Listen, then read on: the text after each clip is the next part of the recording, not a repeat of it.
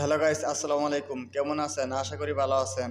আরশ খানের জনপ্রিয়তা নাটকের স্ক্রিপ্টগুলো এই ভিডিওতে রয়েছে। আশা করি এই নাটকের স্ক্রিপ্টগুলো দেখতে অনেক ভালো লাগবে। চলুন ভিডিওটি শুরু করা যাক। ভিডিওটি ভালো লাগলে অবশ্যই লাইক, কমেন্ট, শেয়ার করবেন, চ্যানেলটি সাবস্ক্রাইব করবেন। প্রতিনিয়ত চ্যানেলে ভিডিও পেতে আমাদের সঙ্গেই থাকুন।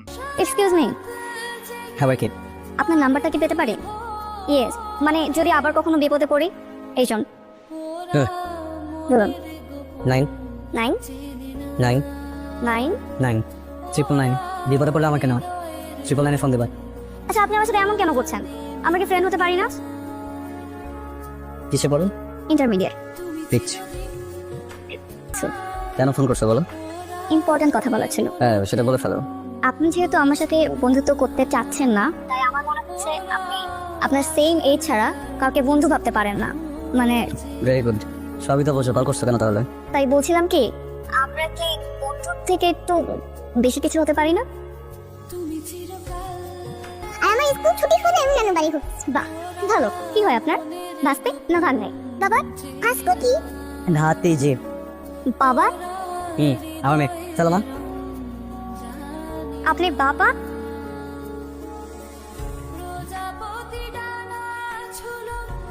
তুমি তুমি এখানে দাঁড় করে রাখবেন? না, আমি ভিতরে কেন, মানে কোনো কাজ ছিল? কিছু বলবা? আমি আপনার কাছে আসিনি। আপনি না হলে আমার বন্ধু হবেন না। ওকে আমার বন্ধু হতে দিবেন না। মামুনি, তুমি নাও।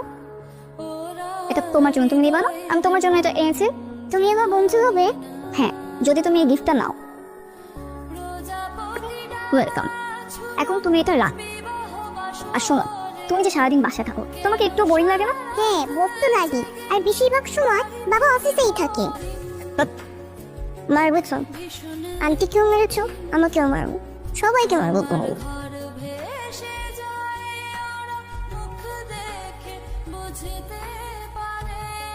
সরি বাবা, আসলে আন্টির কোনো দোষ নেই। সে আমাকে সাইকেল চালানো শেখাতে চাননি। তাকে আমি একটা প্রমিস দিয়েছিলাম, সে প্রমিসটা আমি ভাঙতে পারিনি। তুমি শুধু শুধু আন্টিকে মেরেছো। সরি মা। আমাকে সরি বললে হবে?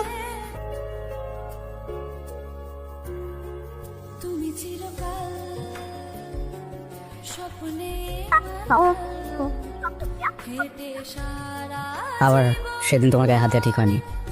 আসলে রাই ছাড়া আমার আর কেউ নাই। আমার জীবনের সব থেকে সেন্সিটিভ পার্ট বলতে পারো। এর আগেও একটা অ্যাক্সিডেন্টে আমি অনেক বড় কিছু হারিয়ে ফেলছি, তো নতুন করে কোনো কিছু দেখাতেই আমার মন হরণ করে নেয় সে, যাকে বলে লাভ এট ফার্স্ট সাইট। ছোট্ট একটি দুর্ঘটনায় হাতের চিকিৎসা নিতে গিয়েছিলাম, কিন্তু পেয়ে গেলাম মনের চিকিৎসক। ভালোবেসে ফেললাম ওকে। এটাকেই ভালোবাসা বলে। কারণ আর কোনোদিন কাউকে এতটা ভালো লাগেনি, মনের মধ্যে কারোর জন্য এমন হাহাকারও লাগেনি। তাকে এত ভালো লাগার কোনো ব্যাখ্যা আমার জানা নেই, কিন্তু আমি এখন আর ওইসব করি না। আমি এখন ম্যাচিওর হয়ে গেছি। Very good. শুনে পেলো না? না, এই যে মৃত্যুর মুখ থেকে ফেরত আসলাম না, একটা ট্রাক উড়ে দিয়ে গেল। মৃত্যুর এত কাছাকাছি গিয়ে আমার উপলব্ধি হলো যে ভালোবাসার মানুষটাকে ভালোবাসতে হলো সুস্থ থাকাটা জরুরি। ভালোবাসার মানুষকে ভালোবাসা বলতে বলতে যদি হঠাৎ করে মরে যাই, তাহলে ভালোবাসার মানুষটা তো আরেকটা জায়গায় বিয়ে হয়ে যাবে, তাই না? তাহলে মৃত্যুটা ওয়েস্ট হবে না? Good, very good. এই তো আপনি সব বুঝতে পেরেছেন। তাহলে এখন কি করবেন? তাহলে এক কাজ করেন, আপনার ভালোবাসা মানুষের কাছে চলে। তুমি কিভাবে শুনলেন আজকে? আপনি আমার সাথে ফাজলামো করছেন, তাই না? ফাইলদামো করি না। আচ্ছা যাই হোক, মানে মুখ থেকে তো বের হয়ে গেছে, কি করার বলেন? আই লাভ ইউ তো আই লাভ ইউ, তাই না? একটা কাজ করবেন, আপনি কি আমার হাসপাতালে আসা বন্ধ হওয়ার কারণ হবেন? মানে আমাকে একটু ভালোবাসা দেবেন। মানে আপনি যদি আমাকে ভালোবাসেন না, তাহলে প্রত্যেকদিন হাসপাতালে আসতে হবে না। খুব কষ্ট হয়, খুব ব্যথা করে, ওষুধ খেতে ভালো লাগে না, চুলকাতে গেলে জলে। প্লিজ।